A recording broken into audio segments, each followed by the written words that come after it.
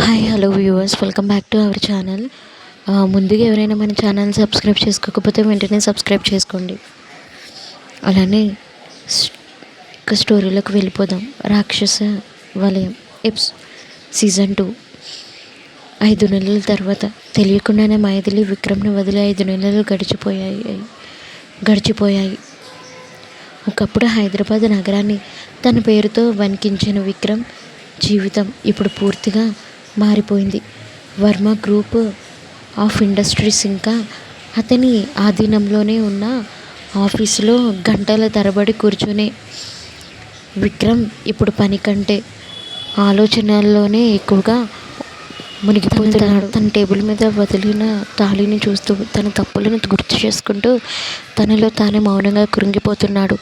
అతని చుట్టూ ఉన్న వారందరికీ ఆశ్చర్యంగా ఉంది.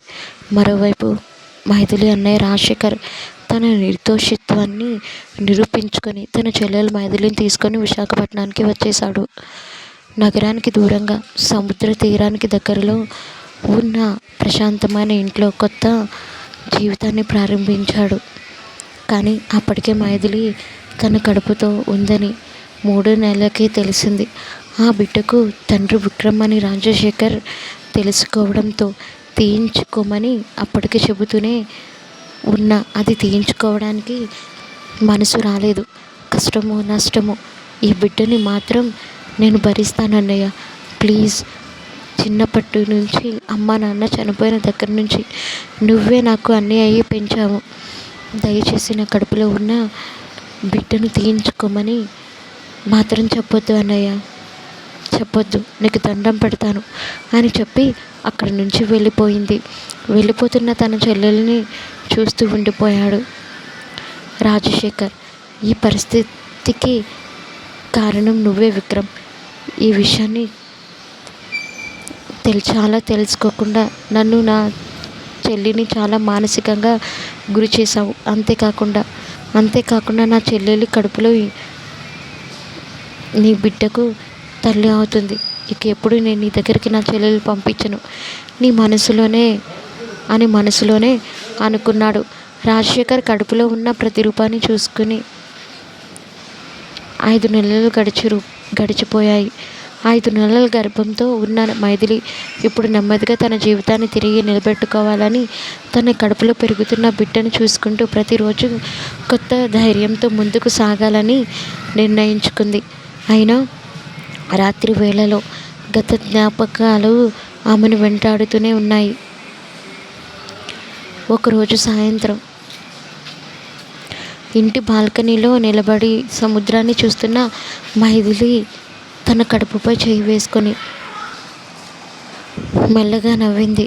నువ్వు నా జీవితంలో ఆశగా వచ్చావు బంగారం. నీ కోసం అయినా నేను బలంగా ఉండాలి. ఎట్టి పరిస్థితుల్లోని విక్రమ్కి నీకు సంబంధం ఉండకూడదు. ఒక ఉద్యోగి మైథిలి బిడ్డగానే ఉండాలి అని కన్నీళ్లు తుడుచుకుంది. అదే టైంలో రాజశేఖర్ ఆమె దగ్గరికి వచ్చి, మైథిలి, ఏం ఆలోచిస్తున్నావు? ఎక్కువ ఆలోచించకుండా డాక్టర్ రేపు స్కానింగ్కి రమ్మన్నారు. ఇకపై నీ ఆరోగ్యం మాత్రమే ముఖ్యం. గతం గురించి ఒక్క క్షణం కూడా ఆలోచించకు అని ప్రేమగా చెప్పాడు. మైథిలి తల ఊపిన. రేపు ఈ బిడ్డ బయటకు వచ్చి తండ్రి గురించి అడుగుతుంది. ఈ బిడ్డకు తండ్రి గురించి నేను ఎప్పుడైనా చెప్పాల్సి వస్తుందా? అదే సమయంలో హైదరాబాద్లోని వర్మ విల్లాలో విక్రమ్కు ఒక రహస్య సమాచారం చేరింది. సార్, మేడం ఎక్కడున్నారో మన వాళ్ళు కనిపెట్టేశారు. ఆ మాట వినగానే 5 నెలలుగా భావోద్వేగాలను దాచుకున్న విక్రమ్ ఒక్కసారిగా లేచాడు. ఎక్కడుంది? వాళ్ళు మేడం కదలికలపై నిఘా పెట్టారు. ఆ మాట వినగానే విక్రమ్ ముఖం ఒక్కసారిగా గంభీరంగా మారిపోయింది. ఈసారి ఆమెకి ఏ చిన్న సమాచారం ప్రమాదం జరిగినా నేను క్షమించుకోలేను అని చెప్పి వెంటనే విశాఖపట్నానికి బయలుదేరడానికి సిద్ధమయ్యాడు. మరుసటి రోజు స్కానింగ్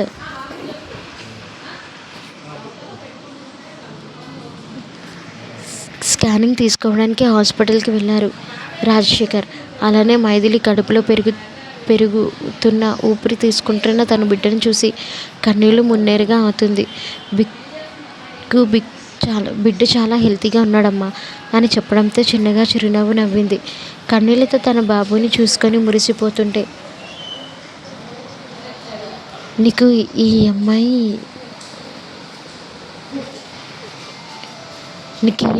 ఏ కష్టం రానివ్వకుండా నేను పెంచుకుంటాను, ఏ కష్టం నీ దగ్గర చేరనివ్వను అని మనసులో అనుకుంటూ టాబ్లెట్స్ తీసుకొని తన అన్నయ్యతో కలిసి వెళ్ళింది. తన ఇంటికి వెళ్ళడంతోనే వరుసగా ఆగిన కార్లను చూసి ఒక్క క్షణం అనుమానంతో కనుబొమ్మలు ముడిపడి వాళ్ళ అన్నయ్య పక్కకి తిరిగి చూసింది. ఈ కార్లు ఏంటన్నయ్య అని అనడంతో వెళ్ళి చూద్దాం పదా అని చెప్పి వెంటనే తనని తీసుకొని లోపలికి అడుగు పెట్టబోతున్న టైంలో ఎదురుగా వెళ్ళి చూసిన తనకి విక్రమ్ చూడగానే ఒక్క క్షణం తను మళ్ళీ పాత జ్ఞాపకాలకు మేలుకున్నాయి. కళ్ళు కోపంతో ఎర్రబడ్డాయి. వెంటనే తనని చూసి అక్కడే ఉన్న రాజశేఖర్ కోపంగా ఎందుకు వచ్చావు అని గంభీరంగా అరిచాడు. ఈవిల్ స్మైల్తో తన వైపు చూసి ఆ తర్వాత మైథిలి పొట్ట మీద మైథిలి వైపు సూటిగా చూశాడు. తన సిగరెట్ పఫ్ని వదులుతూ వెంటనే తన దగ్గరికి రావడంతో ఒక క్షణం భయంగా అనిపించింది. రే అని వెనక్కి జరగబోతుంటే తన చేతిని గట్టిగా పట్టుకొని ముందుకు లాగాడు. ఒక సిగరెట్ని తన నోట్లో పెట్టుకొని ఇంకో చేతిని తన చేతిని పట్టుకుంటూ మరో చేతిని తన కడుపు మీద నున్నగా రాయడంతో జలా అని గంభీరంగా అడిగాడు. వెంటనే తనని తోసేస్తుంది. నీకేం కావాలి, ఏం కావాలి అని ఇక్కడికి వచ్చావు అని కోపంగా గట్టిగా అరవడంతో అరవకు, అరిస్తే కడుపులో ఉన్న నా బిడ్డకి హాని కలిగే ప్రమాదం ఉంది అని అనడంతో విరక్తిగా నవ్వుతుంది. బిడ్డ నీ బట్టిని నేను చెప్పానా అని కోపంగా అరవడంతో తనని తిట్టకుండా తనని లాగి అక్కడే ఉన్న సోఫాలో కూర్చోబెట్టాడు. రే అని ముందుకు వస్తున్న రాజశేఖర్ రావడంతో వెంటనే తన రెండు చేతుల్లోని పట్టుకున్నాడు బాడీగార్డ్స్. వెంటనే తన నోట్లో ఉన్న సిగాన్ని తీసి పక్కన పడేస్తూ తన చెంప మీద చేయి వేసి, నా మీద ఇంకా కోపం తగ్గలేదా మైథిలి, ఇలా ఎందుకు అలా ఉంటావు అని అనునయంగా అప్పటికే లేని తన గంభీరత్వాన్ని లోపల దాచుకుంటూ సున్నితంగా అడగడానికి ప్రయత్నిస్తూ అన్నాడు. విరక్తిగా నవ్వుతూ, నువ్వంటే నాకు అసహ్యం, కోపం, ద్వేషం అన్నీ ఉన్నాయి. మర్యాదగా నా చేతిని వదిలితే నీకో మంచిది, లేదా అని ఏదో అనబోతుంటే, అర్హత బేబీ, అయినా నా కడుపులో ఉన్న బిడ్డని నన్ను ఎలా వదిలి ఉండాలని అనిపించింది అని అనడంతో, నిన్ను చూస్తేనే నాకు పాపం, అలాంటిది నీ దగ్గరికి ఎలా వస్తాను అనుకున్నావు, చావనైనా చేస్తాను కానీ నేను నీ దగ్గరికి మాత్రం రాను అని అప్పుడే చెప్పాను కదా అని తను విడిపించుకోవాలని ప్రయత్నిస్తూ అనడంతో బాడీగార్డ్స్కి సైగ చేయడంతో వెంటనే వాళ్ళ అన్నయ్యని తీసుకొచ్చి వ్యాన్లో కుదేశారు. వెంటనే మైథిలిని ఒక ఉదిట్లో ఎత్తుకున్నారు. విక్రమ్ ఏం చేస్తున్నా వదులు అని కోపంగా అంటున్నా సరే అయితే నేనేమాత్రం పట్టించుకోకుండా తనని బలవంతంగా తన వ్యాన్లోకి ఎక్కించారు. విక్రమ్ మైథిలిని జాగ్రత్తగా లోపల కూర్చోబెట్టి తనే ఆమె పక్కన కూర్చున్నాడు. వ్యాన్ తలుపులు మూసుకుపోయాయి. అదే క్షణంలో రాజశేఖర్ కోపంతో అరిచాడు. విక్రమ్, నా చెల్లికి ఏమైనా జరిగితే నిన్ను బ్రతకనివ్వను. అతని అరుపులు వెనుకకు మిగిలిపోతుండగా వ్యాన్ వేగంగా అక్కడి నుంచి దూసుకుపోయింది. మరుసటి రోజు ఉదయం 9 గంటలకు ఎంత చెప్పినా వినకుండా తనను బలవంతంగా తీసుకొని వచ్చి హైదరాబాద్లోనే ఉన్న తన ఇంటికి చేర్చాడు విక్రమ్. అప్పటి వరకు అరుస్తున్నది కాస్త ఆగి తన అన్నయ్య తన దగ్గరే ఉన్నాడని గుర్తుకు వచ్చి ఒక్క క్షణం కామ్గా ఉండిపోయింది. కళ్ళల్లో కోపం ఉట్టి పడుతుంటే అలాగే విక్రమ్ వైపు చూస్తూ ఉండిపోయింది. విక్రమ్ మాత్రం తన మనుషుల వైపు చూసి, ఏమైనా జాగ్రత్తగా చూసుకోండి, ఇక నుంచి నువ్వు బయటికి వెళ్ళడానికి వీల్లేదు అని గట్టిగా చెప్పాడు. అది విన్న ఆమె, ఇలా చెప్పడానికి నువ్వెవరు అని కోపంగా అనుకుంది. అయినా సరే విక్రమ్ ఏమాత్రం పట్టించుకోలేదు. అప్పుడే అతని మనుషులు రాజశేఖర్ను అక్కడికి తీసుకొని రావడంతో అన్నయ్య అంటూ పరిగెత్తుకొని వెళ్ళి అతన్ని గట్టిగా హక్ చేసుకుంది. అన్నయ్య వీళ్ళు అని ఆమె ఏదో చెప్పబోతుంటే రాజశేఖర్ ఆమెను వారించి నేరుగా విక్రమ్ వైపు చూశాడు. అసలు నీకు ఏం అన్యాయం చేస్తున్నావో అర్థమవుతుందా? నిండు చూరు గర్భిణి అని కూడా చూడకుండా తనని ఇలా బలవంతంగా రాక్షసుడిలా తీసుకొస్తావా? ఇప్పటి వరకు నువ్వు లేని ఈ 5 నెలలు మేము చాలా ప్రశాంతంగా ఉన్నాం. ఇప్పుడు నువ్వు వచ్చి మమ్మల్ని ఎందుకు ఇంతలా టార్చర్ చేస్తున్నావు? అసలు నీకేం కావాలి అంటూ కోపంగా నిలదీశాడు రాజశేఖర్. ఆ మాటలకు విక్రమ్ ఒక విచిత్రమైన నవ్వు నవ్వి, ఏంటి బావగారు, మీ చెల్లెలికి మెడలో నేను తాళి కట్టాను, అంత మాత్రాన తనని ఇంటికి తీసుకుని వచ్చే హక్కు నాకు లేదనుకుంటున్నారా అని గంభీరంగా అన్నాడు. అది చూసి మైథిలి వ్యంగ్యంగా నవ్వుతూ, ఏ బంధం, ఎందుకు ఇలా ప్రవర్తిస్తున్నారు అని అనుకుంటూ విక్రమ్ గుండెల మీద పడిపోయింది. ఆమెను చూసి ఎత్తుకొని బెడ్రూమ్లో పడుకోబెట్టాడు. క్షణాల్లోనే డాక్టర్ని పిలిచి చెక్ చేయించగా ఆమె నీరసంగా ఉందని, అలాగే మానసికంగా దృఢంగా ఉండాలని డాక్టర్ చెప్పడంతో విక్రమ్ చిన్నగా తల ఊపాడు. ఆ రోజు నుండి మైథిలిని తనే దగ్గరుండి జాగ్రత్తగా చూసుకుంటున్నాడు విక్రమ్. తనకిష్టమైన ఫుడ్ తెచ్చి దగ్గర పెడితే ఇష్టం లేనట్టుగా ముఖం తిప్పుకుంటుంది. అప్పుడప్పుడు విక్రమ్ ప్రేమగా సర్ది చెప్పడానికి ప్రయత్నించాడు. తన బేబీ బంప్ పెరగడంతో టేప్తో కలవబోతున్న విక్రమ్ను ఆమె దూరంగా తోసేసింది. అయినా సరే విక్రమ్ ఏమీ అనకుండా మౌనంగా ఊరుకున్నాడు. తను ఫుడ్ పెడుతుంటే కోపంగా ప్లేట్ని నేల మీద కొట్టి తన రూమ్లోకి వెళ్ళిపోయింది. ఎంత జరుగుతున్నా విక్రమ్ మాత్రం ప్రవర్తన ఓపికగా సహించాడు. ఒక పక్క నుండి ఇదంతా రాజశేఖర్ గమనిస్తున్నాడు. ఒక విలక్షణమైన చిరునవ్వుతో విక్రమ్ దగ్గరకు వచ్చి, నా చెల్లి మనసు అద్దం లాంటిది, అది ఒక్కసారి పగిలిందంటే మళ్ళీ అతుక్కోవడం చాలా కష్టం విక్రమ్. నువ్వు ఎన్ని ప్రయత్నాలు చేసినా సరే నీ మీద నా చెల్లికి ఉన్న కోపం మాత్రం పోదు అని హెచ్చరించాడు. అది విని విక్రమ్ కూడా ఒక చిరునవ్వు నవ్వి, సవాల్ విసురుతున్నావా బావా అని అన్నాడు. రాజశేఖర్ కోపంగా చూస్తూ, సవాల్ కాదు, నిజంగానే చెప్తున్నాను. తను నీ ప్రేమలో మళ్ళీ పడుతుందని మాత్రం ఆశించకు అన్నాడు. అందుకు విక్రమ్ అతడి భుజం మీద చేయి వేసి, నిజం చెప్పాలా, మీ చెల్లెలిని నేను అసలు ప్రేమించలేదురా అని అనడంతో ఒక్కసారిగా షాక్ అయ్యాడు రాజశేఖర్. ఏం మాట్లాడుతున్నావు అని ఆశ్చర్యంగా అడగడంతో, నిజంగా మీ చెల్లిని నేను ప్రేమించలేదు, కానీ అది నా బాధను ఓర్చుకొని గడప దాటి తాళి తీసిన ముఖాన్ని విసిరి కొట్టింది చూడు, అప్పుడు ప్రేమించాను. నిజంగానే మనస్ఫూర్తిగా ప్రేమించాను. అప్పటి వరకు పక్క కోసమే ఉన్న నాకు ఒక స్వచ్ఛమైన గులాబీలా నీ చెల్లి పరిచయం అయింది. ఎలా వదిలేసుకుంటాను అనుకున్నావు అని అనడంతో కోపంగా చూసి, మర్యాదగా నీకు చెప్తున్నాను విక్రమ్, ఇంతటితో మమ్మల్ని వదిలేస్తే మంచిగానే ఉంటుంది, లేదా ఏమైనా జరగచ్చు అని అనడంతో, అంత లేదు, బయటికి వెళ్తే మీ ఇద్దరికీ ప్రమాదం ఉంది. ఇప్పుడు వెళ్ళినా సరే ప్రాణాలతో ఉంటారని గ్యారెంటీ కూడా నేను ఇవ్వలేను అని అనడంతో, ఇదంతా నీ వల్లేరా, నీ వల్లే, నువ్వే కానీ మా జీవితంలోకి రాకపోయి ఉంటే మాకు ఎవరికో కూడా తెలియదు. అనవసరంగా నేను మీ కంపెనీలో జాయిన్ అయ్యాను, ఇప్పుడు అనిపిస్తుంది అని అనడంతో చిన్నగా నవ్వి అక్కడి నుంచి వెళ్ళిపోయాడు. వీడికి నేను ఎంత చెబుతున్నా సరే నవ్వులాటగా ఉందా అని మనసులో కోపంగా అనుకుంటున్నాడు రాజశేఖర్.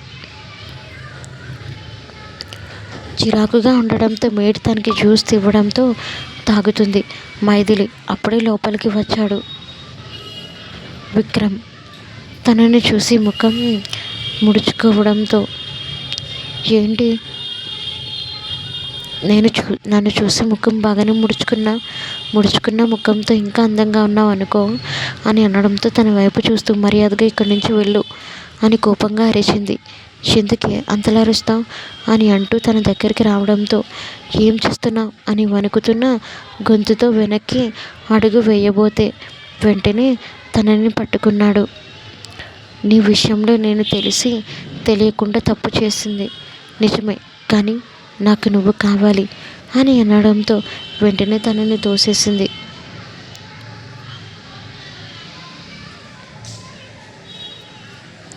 మీరు రమ్మన్నప్పుడు రావడానికి, పొమ్మన్నప్పుడు పోవడానికి నేనేమైనా ఆట వస్తువులా కనిపించానా? ఒకప్పుడు చంపేస్తాను, నరికేస్తాను అన్న మీ నోటి నుంచి ఇలాంటి మాటలు వింటుంటే నాకే నవ్వులాటగా ఉంది. నిజంగా చెప్తున్నాను, నా తప్పు నేను తెలుసుకున్నాను అని అనడంతో, కానీ మీరు చేసిన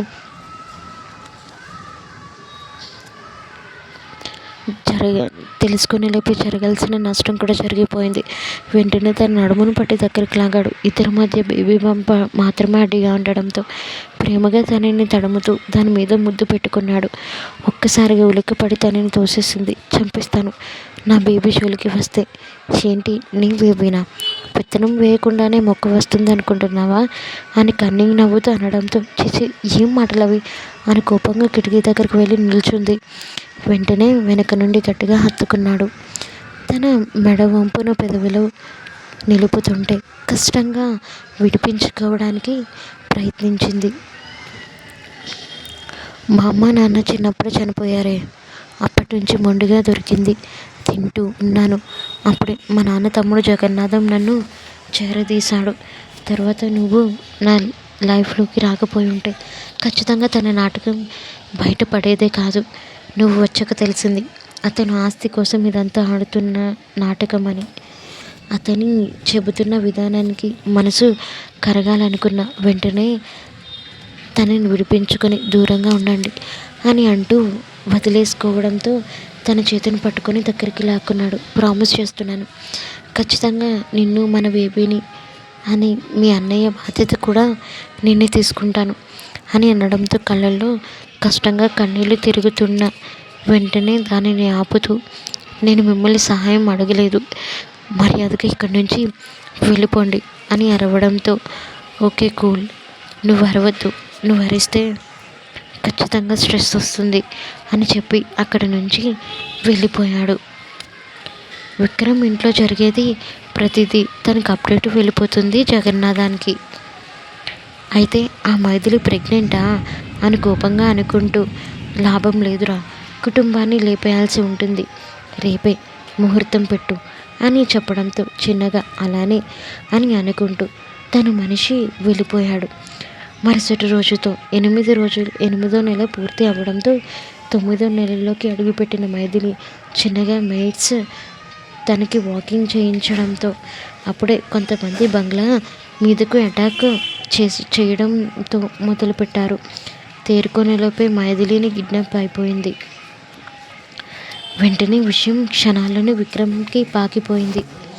హాల్లో ఉన్న రాజశేఖర్ కూడా తెలియడంతో కోపంగా మెట్ల మీద నుండి వస్తున్న విక్రమ్ని చూసి, ఇదంతా నీ వల్లేరా, నీ వల్లే అని కోపంగా, కామ్గా ఉండు, నా ప్రాణం అడ్డేసైనా సరే నా భార్యని బిడ్డని కాపాడుకుంటాను అని కోపంగా చెప్పి గన్స్ లోడ్ తీసుకొని తన బాడీగార్డ్స్ ఎవరు వద్దని వెళ్ళడంతో రాజశేఖర్ గారు కూడా తన వెనకే వెళ్ళారు.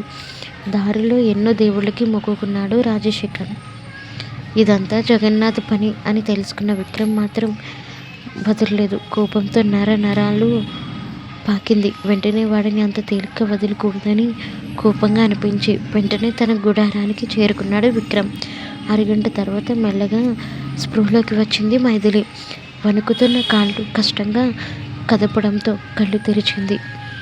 ఎదురుగా ఉన్న చీకటి గదిని చూడటంతోనే ఊపిరి ఆగిపోయినట్లుగా అనిపించింది. ఎవరు నన్ను కిడ్నాప్ చేసింది అని మెల్లగా వస్తున్న తన మాటలను చూసి, నేనే మిస్సెస్ మైథిలి అనుకుంటూ చీకటి రూమ్లో నుంచి వచ్చాడు విక్రమ్. విక్రమ్ వాళ్ళ బాబాయ్ అయిన జగన్నాథుని చూసి, నువ్వు ఇంతకీ విక్రమ్ చేతిలో చావలేదా అని కోపంగా అరవడంతో వెంటనే తన వైపు చూస్తూ, నేను చావడానికి ఏమైనా వాడి చేతిలో శుద్ధపూసను అనుకున్నావా అని కోపంగా తను లాగిపెట్టి కొట్టాడు. లెక్క పెట్టుకో అని కోపంగా అరవడంతో, ఏంటి లెక్క పెట్టుకునేది అని తన జుట్టుని మొదటిని పట్టుకొని అడిగాడు గంభీరంగా. నా ఒంటి మీద పట్ట ప్రతి దెబ్బకి నీకు వడ్డీనిస్తారు విక్రమ్. అలానే మా అన్నయ్య. కలలు కంటున్నావా అని అనడంతో, కలలు కాదు, నీ చావు మా ఆయన చేతిలోని రాసి పెట్టింది అని అనడంతో కోపంగా, అంటే నువ్వు విక్రమ్ గారిని నీ మొగుడిగా యాక్సెప్ట్ చేసావా? నేను యాక్సెప్ట్ చేసినా చేయకపోయినా అటుంచు, వాడు నన్ను భార్యగా అనుకున్నాడు కాబట్టి నేను చెప్తున్నాను, అందుకే వదిలేసి పార్పు, లేదంటే వాడి చేతిలో చావు గ్యారంటీ మూడుతుంది. ఏంటి ఎక్కువ చేస్తున్నా అని అనుకుంటూ తనని లాగిపెట్టి కొట్టడంతో, గుర్తుపెట్టుకోరా, నీ చావు మూడింది అని కోపంగా అరిచింది. వెంటనే ఇంకొకటి పీకాడు. అప్రయత్నంగా తనని నొప్పులు చిన్నగా మొదలవ్వడం మొదలు పెట్టాయి. వెంటనే అమ్మా అని గట్టిగా అరవడంతో, ఏంటి నిన్ను కొట్టడం చూసి కడుపులో ఉన్న నీ బిడ్డ కూడా తనడం మొదలు పెడుతుందా? ఎప్పుడెప్పుడు బయటికి వచ్చి నన్ను చంపేద్దామని చూస్తుందా అని అనడంతో, నాకు నొప్పులు వస్తున్నాయి, మర్యాదగా నన్ను వదులు అని అనడంతో, వదలను అని అనుకుంటూ కోపంగా తనని కొట్టబోతుంటే బుల్లెట్ శబ్దాలు వినిపించాయి. వెంటనే పిచ్చిగా నవ్వుతున్నాడు. జగన్నాథం, నీ మొగుడు వస్తున్నాడు, ఇప్పుడు చూడు నిన్ను అడ్డు పెట్టుకొని వాడిని ఎలా చంపుతాను అని అనడంతో, తెలియకుండానే ఇన్ని రోజులు చూపించిన కేరింగ్ విక్రమ్కి ఏమీ కాకూడదు అని అనుకుంటూ కళ్ళల్లో నుంచి కన్నీళ్ళు రాలిపోతున్నాయి.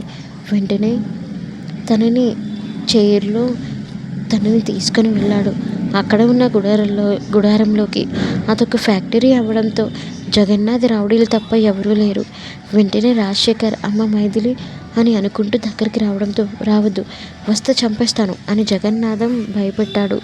రే, ఏమైనా ఉంటే ఈ విక్రమ్ని చంపేయండి, అంతేకాని నా చెల్లిని ఏ పాపం చేసిందిరా అని అనడంతో, రాజశేఖర్ని చూసి ఈవిల్ స్మైల్తో, ఆ మాయల ప్రక్రియరు ప్రాణం ఆ చిలకలా ఉందో నాకు తెలియదు రా, కానీ వాడి ప్రాణం మాత్రం దీనిలో ఉంది అని అనడంతో, విక్రమ్ ఎదురుగా ఉన్న మైథిలిని చూసి అప్పటికే తన తల మీద గన్ గురిపెట్టడంతో భయంగా బిక్కుమంటూ ఉన్న తనని చూసి, ఏ చెప్తున్నాను, దాన్ని ఏం చేయొద్దురా, కావలిస్తే ప్రాణం కావాలి కాబట్టి నా ప్రాణమే తీసుకో అని విక్రమ్ అనడంతో,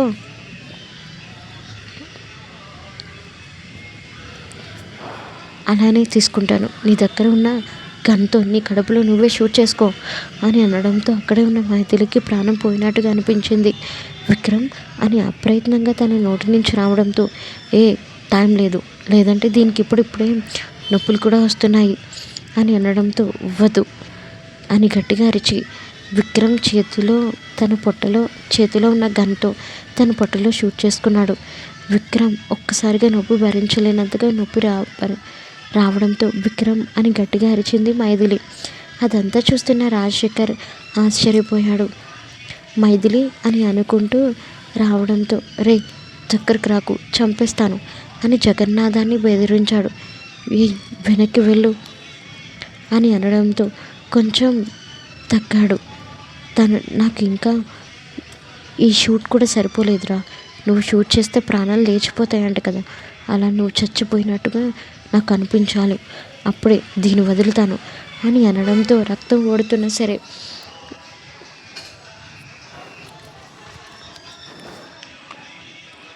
నాకు అనిపించాలి, అప్పుడే దీన్ని వదులుతాను అని అనడంతో, రక్తం ఓడుతున్నా సరే మైథిలి తనకి ముఖ్యమని అనడంతో, అయితే ఇంకోసారి షూట్ చేసుకో అని చెప్పడంతో వెంటనే ఏమాత్రం ఆలోచించకుండా షూట్ చేసుకున్నాడు పొట్టలో. విక్రమ్ అని గట్టిగా అరుస్తూ ఏడుస్తుంది. ఎన్ని రోజులు బయటకి కనిపించలేని ప్రేమ మొత్తం ఆ ఒక్కటి సంఘటనతో రుజువు అవ్వడంతో చిన్నగా ఈవిల్ స్మైల్తో తన వైపు చూస్తూ ఉన్నాడు. ఈ ప్రేమే కదా నాకు కావాలనుకున్నాను అని అనుకుంటూ అక్కడే ఒరిగిపోయాడు విక్రమ్. వెంటనే జగన్నాథ్ మనుషులు తన దగ్గరికి వెళ్ళి, అన్న చచ్చిపోయినట్టున్నాడు అన్న అని ముక్కు మీద వేలు పెట్టి చెప్పడంతో అప్పటికే శ్వాస ఆగిపోయిన విక్రమ్ని చూసి ఒక్క క్షణం నిర్ఘాంతపోయింది. పక్కనే ఉన్న రాజశేఖర్ కూడా అది చూసి బాధగా అనిపించి, విక్రమ్ చనిపోయి ఉన్నాడు కదా, దయచేసి నా చెల్లెల్ని ఇచ్చేయి అని అనడంతో, మీ చెల్లెల్ని ఇస్తానురా, కానీ కడుపులో ఉన్న బిడ్డని మాత్రం ఇవ్వను అని మాట్లాడుతున్న మాటలు కూడా తనకేం వినిపించలేదు. అప్రయత్నంగా విక్రమ్ చనిపోయాడని మాటే తన చెవులలో మారుమోగుతుంటే స్టాచ్యూలో ఉండిపోయింది. విక్రమ్ అని వణుకుతున్న గొంతుతో పిలుస్తూ అరవడంతో అది చూసిన రాజశేఖర్, రే తనకి నొప్పులు వస్తున్నాయి, తనకి నొప్పులు వస్తున్నాయిరా, వదులు,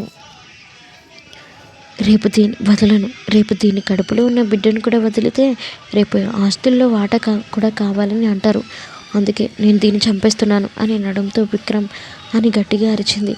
అదే అదునుగా చూసుకుని రాజశేఖర్ పక్కనే ఉన్న రాడ్ తీసుకొని జగన్నాథ్ మీదకి విసిరేశాడు. అది సరాసరి గన్కి తగిలి కింద పడిపోవడంతో రే అని జగన్నాథ్ మనుషులు అనుకుంటూ రావడంతో వెంటనే ఒక క్షణంలో తన మైథిలి చైర్ని తన వైపుకు లాక్కున్నాడు. అప్పటికే బాడీగార్డ్స్ మొత్తం వాళ్ళిద్దరిని చుట్టేశారు. కానీ మైథిలి చూపులు మాత్రం విక్రమ్ మీదనే ఉన్నాయి. వెంటనే ఎంత ధైర్యం ఉంటే నా చేతిలో ఉన్న గన్నుని కలుస్తావురా అని అనుకుంటూ రాజశేఖర్ని చేతిని మడిచిపెట్టి తన బాడీ గార్డ్స్ చేత కుమ్మిస్తున్నాడు. వెంటనే అప్రయత్నంగా వీల్ చైర్లో ఉన్న మైథిలిని కిందకి తోసేయడంతో పొట్టను పట్టుకొని కింద పడిపోయింది. ఏంటే ఇందాక ఏవేవో చెప్పావు కదా, వాడు వస్తాడు, వాడు చేస్తాడు కదా, వాడు చచ్చిపోయాడు చూడు అని అనడంతో మైథిలి ఆ క్షణంలో చూసిన రాజశేఖర్, అప్పటి వరకు నీ ఆటలు సాగాయి, కానీ విక్రమ్ కానీ మళ్ళీ తిరిగి వస్తే మాత్రం నిన్ను వదిలిపెట్టడు, చంపేస్తాడు, నా చెల్లెలు కడుపులో ఉన్న బిడ్డను ఏమైనా చేయాలని చూస్తే అనడంతో చంపేస్తాడా, అసలు వీడు బతుకుంటేనే కదా, పోనీ నీ కోసం నీ చెల్లెల మీద ప్రేమతో ఇంతలా అడుగుతున్నావు కాబట్టి నేను ఒకే ఒక్క ఛాన్స్ ఇస్తాను, 2 నిమిషాలు టైం ఇస్తున్నాను, విక్రమ్ గాడిని లేపు అని అనడంతో కన్నులతో తన వైపు చూస్తూ వెంటనే పాకుకుంటూ వెళ్ళి అప్పటికే రక్తంతో తడిసి ముద్దవుతున్న విక్రమ్ దగ్గరికి వెళ్ళింది. విక్రమ్ అని కన్నీళ్ళతో పిలిచింది. ఆయన లేవలేదు. చిన్నప్పుడు తన అమ్మ తనని కన్నా అని పిలవడం, అలా పిలిచేదని చెప్పడంతో అది మైథిలికి గుర్తుకు వచ్చి కన్నా అని పిలిచి, ఐఎమ్ సారీ కన్నా, నువ్వు అప్పుడు నాకు కష్టాలు పెట్టినా సరే దానికన్నా రెట్టింపును ప్రేమని ఇచ్చావని ఇప్పుడు తెలుస్తుంది కన్నా, ఈ జగన్నాథ్ మన బిడ్డని చంపాలనుకుంటున్నాడు, ప్లీజ్ ఈ ఒక్కసారికి నా మాట వింటావా, ప్లీజ్ కన్నా అని కన్నీళ్లతో బ్రతిమలాడటంతో విక్రమ్ చేతిని పట్టుకొని నొప్పిగా ఉంది, మన బేబీ బయటికి వస్తానంటుందమ్మా అని గట్టిగా అరిచింది. ఒక్కసారిగా రక్తపు మడుగుల్లో ఉన్న తనకి శ్వాస కొట్టుకుంటున్నట్టుగా అనిపించింది విక్రమ్కి. వెంటనే ముద్దుగా కళ్ళు తెరిచి చూస్తే నొప్పులతో విలువెల్లాడుతున్న మైథిలి కనిపించడంతో ఒక్క క్షణం జగన్నాథ్ వైపు చూశాడు. అబ్బో నీ ప్రేమ గొప్పదేనే, అందుకే వీడి బ్రతికి వచ్చాడు, రే ఇంకొక దెబ్బ కొట్టి వీడిని చంపేయండి అని అనడంతో అలానే అన్న అని కొట్టబోతున్న క్షణంలో రాడ్ని పట్టుకొని తనని ముందుకు లాగి ఆ రాడ్ని పట్టుకొని వెంటనే ఇష్టం వచ్చినట్టు కొట్టడం మొదలుపెట్టాడు విక్రమ్. విక్రమ్ విక్రమ్ అని నొప్పులతో విలువెల్లాడుతున్న మైథిలిని చూడగానే ప్రాణం పోయినంతగా అయ్యింది. తను ఏ పరిస్థితుల్లో అయితే ఉండకూడదు అని అనుకున్నాడో ఆ పరిస్థితుల్లో తనని చూసేసరికి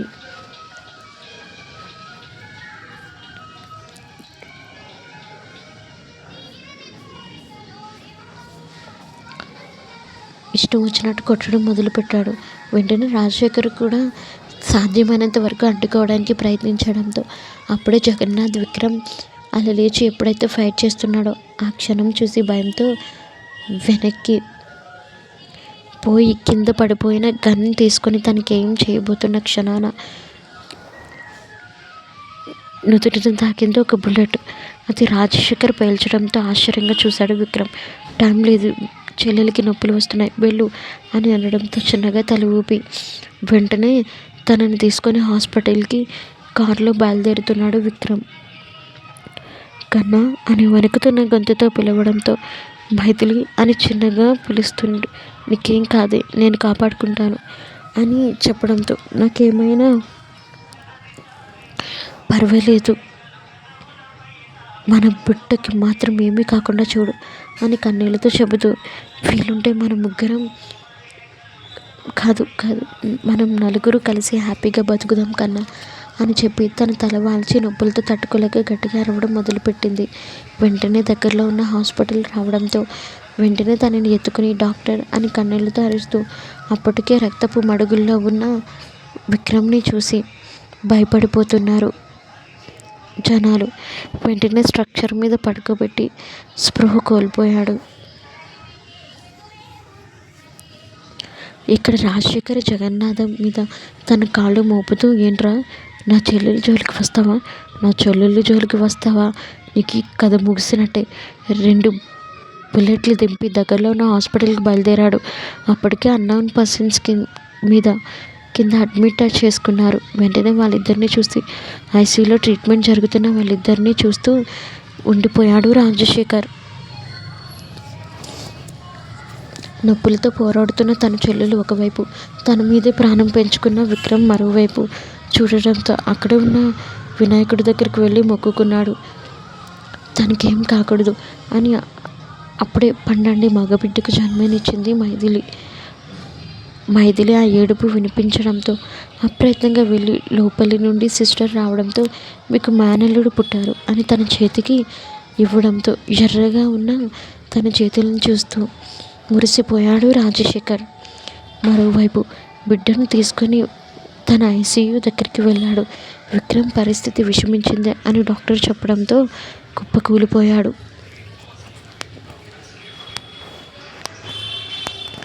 అరగంట తర్వాత మెల్లగా స్పృహలోకి వచ్చిన మైథిలి ముందుగా విక్రమ్ని చూడాలని పట్టుపట్టడంతో బిడ్డను చూడకుండా మొట్టు పట్టుదలగా ఉంది. ముందు విక్రమ్ని చూడాలి, ప్లీజ్ నన్ను విక్రమ్ దగ్గర తీసుకొని వెళ్ళు అని అనడంతో విక్రమ్ పరిస్థితి మరింత క్షీణించిందని డాక్టర్లు చెప్పడంతో గట్టిగా అరిచి, లేదు నాకు విక్రమ్ కావాలన్నయ్య, ఇప్పటి వరకు పడిన బాధలన్నీ మర్చిపోదాం, విక్రమ్తో కలిసి సంతోషంగా ఉందాం, ప్లీజ్ అన్నయ్య, విక్రమ్ కలిసి సంతోషంగా ప్లీజ్ అన్నయ్య, విక్రమ్ దగ్గర తీసుకుని వెళ్ళు, నా విక్రమ్కి ఏం కాదు అని అంటూ విక్రమ్ తన స్ట్రక్చర్ మీదే విక్రమ్ ఐసీయూలోకి తీసుకుని వెళ్ళారు. అచేతనంగా పడుకున్న విక్రమ్ చూసి విక్రమ్ అని తన చేతిని పట్టుకుంది. అయినా సరే హార్ట్ బీట్ తగ్గుతూ ఉండడం చూసి విక్రమ్, నన్ను క్షమించేశాను విక్రమ్, నిన్ను వదిలి ఎక్కడికి వెళ్ళలేను విక్రమ్, ప్లీజ్ విక్రమ్, నాకు నువ్వు కావాలి విక్రమ్, ప్లీజ్ విక్రమ్ ఎక్కడికి వెళ్ళొద్దు అని తన చేతిని పట్టుకోవడంతో యూజ్ లేకుండా పోతుంది. హార్ట్ బీట్ తగ్గుతూ దగ్గరగా రావడంతో మేడం సార్ హార్ట్ రేట్ కూడా తగ్గుతూ వస్తుంది అని అక్కడే ఉన్న డాక్టర్ నర్స్ చెప్పడంతో మీరు ఆపండి, నా విక్రమ్కి ఏం కాదు అని అంటూ విక్రమ్ అని తన చేతిని పట్టుకొని తన దగ్గర తన గుండెల మీద తలని పెట్టుకుంది.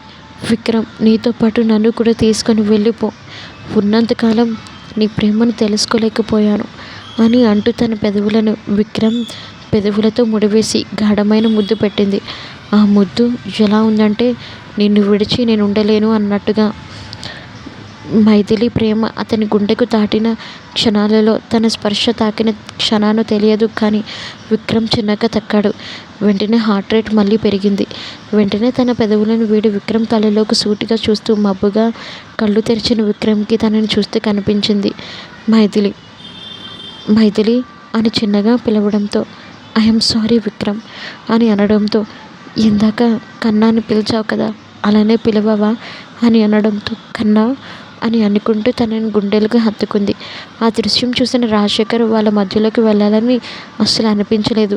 కానీ తన బిడ్డ కూడా వాళ్ళ మధ్యలో ఉంటే బాగుండు అని అనిపించడంతో వెంటనే చిన్నగా గొంతు సవరించాడు.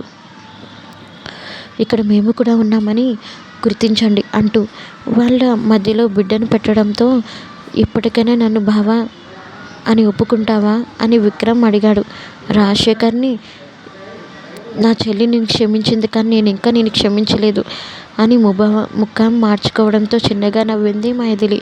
మన బిడ్డ అని అనడంతో అచ్చు నాలనే ఉన్నాడు కదా అని విక్రమ్ అన్నాడు. చిన్నగా తల ఊపితే తన కొడుకు బుగ్గని ముద్దు పెట్టి మైథిలి నుదుటిన ముద్దు పెట్టాడు విక్రమ్. అదంతా చూస్తూ ఉన్న రాజశేఖర్ ఆనందంతో ఉండిపోయాడు. 5 నెలల తర్వాత స్వచ్ఛమైన నవ్వు మళ్ళీ తన చెల్లెలు ముఖంలో కనిపించడంతో చిన్నగా నవ్వాడు విక్రమ్. శుభం. అలానే ఇంకో స్టోరీతో మీ ముందుకు వచ్చేస్తాను. Thank you for watching.